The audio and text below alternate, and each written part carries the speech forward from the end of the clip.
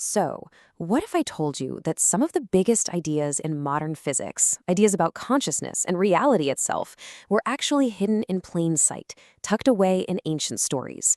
Today, we're going to dive into a really fascinating take on Indic scriptures that sees them not just as myths, but as a kind of map to the architecture of the universe.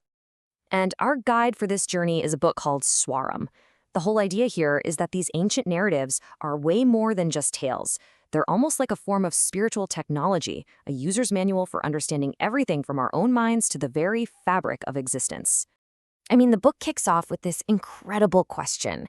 Just think about that for a second. It's asking us to look at these stories in a totally new light, as a kind of code for reality itself, a place where ancient manuscripts are basically speaking the language of quantum physics.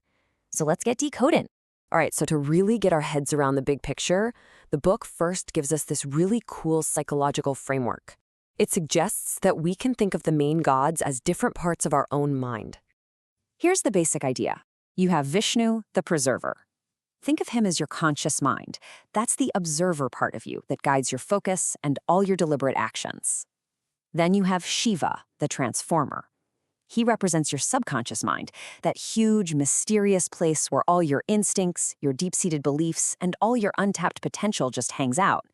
One steers the ship, the other is the massive ocean it sails on. But okay, if Vishnu is the conscious mind and Shiva is the subconscious powerhouse, what's actually powering them? Where does the raw energy, the juice for all of this really come from? This next part, this is the real heart of this whole interpretation.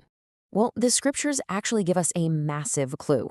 They say that without Shakti, the divine feminine energy, Shiva becomes Shava, which means he's inert, basically a corpse. So this energy, in its purest form, is the real source of, well, everything. And this primordial energy has a name, Adi Shakti. Now here's the leap the book makes. It suggests we can think of her as the quantum field itself. That limitless, unmanifested sea of pure potential? She's the fundamental fabric of reality, where all possibilities exist at once, the infinite intelligence that everything springs from. And this isn't just some modern spin. If you go back to the ancient Devi Upanishad, the description of her sounds spookily similar to how modern physics talks about the universe, as this formless, timeless, all-pervading field that underpins all of existence. Now, check out this direct parallel. Just like the quantum field, Adi Shakti is this one unified source that gives rise to all the diversity we see. They're both fluid, always changing, and this is the absolute key, both of them respond to observation. It's the conscious mind, the observer, that collapses that infinite wave of possibilities into one single reality. Okay, so if Devi is this huge, abstract field of potential, how does she actually do anything? Well, the myths give us the answer. When a very specific problem comes up that the other gods just can't handle, the field itself takes on a specific form to bring things back into balance. Let's look at the story of the demon Mahishasura. You can think of him as the unchecked, rampaging ego. And he has this special power that makes him unbeatable by any of the gods. Metaphorically, this just means that your conscious mind and your subconscious mind on their own can't always defeat an overinflated ego once it's really taken hold. So what do? Well, they pool their energies. They focus all their intent, all their power into one spot. And this collective focus acts on that quantum field, on Adi Shakti, and causes all that potential to just collapse into one single powerful form, the warrior goddess Durga, armed and ready to take on this very specific threat.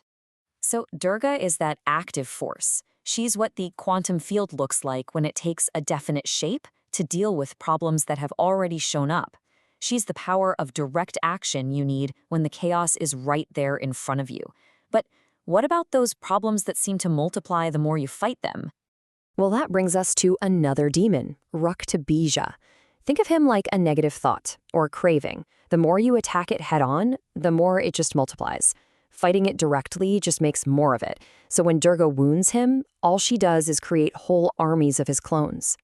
And this is where the metaphor gets really brilliant. To beat a guy like Raktabija, another aspect of the field is needed, Kali. She doesn't fight the clones at all. She goes to the source. She's like this absorptive void, just pure awareness. She catches the drops of blood, the seeds of the problem, before they can hit the ground and manifest. She dissolves the potential for the problem before it even begins. So the real takeaway here is that these incredible cosmic dramas, they aren't just stories about far-off gods. They're a user's manual for our own reality. They're showing us different ways to engage with this field of potential that we are all a part of. And it all leads to one of the most mind-blowing statements from these scriptures, Aham Brahmasmi. It means, I am the creator. Now, this isn't about ego. It's about recognizing that your own awareness, your consciousness, is the force that interacts with the quantum field. You're not separate from the creative power of the universe. You're actually its focal point. When you start to see it this way, the gods stop being just mythical figures. They become this kind of spiritual technology. It's an ancient, precise, and seriously potent system for understanding how our inner world, our thoughts, our intentions, our awareness, actually shapes the reality around us. And that really leaves us with one final, huge question.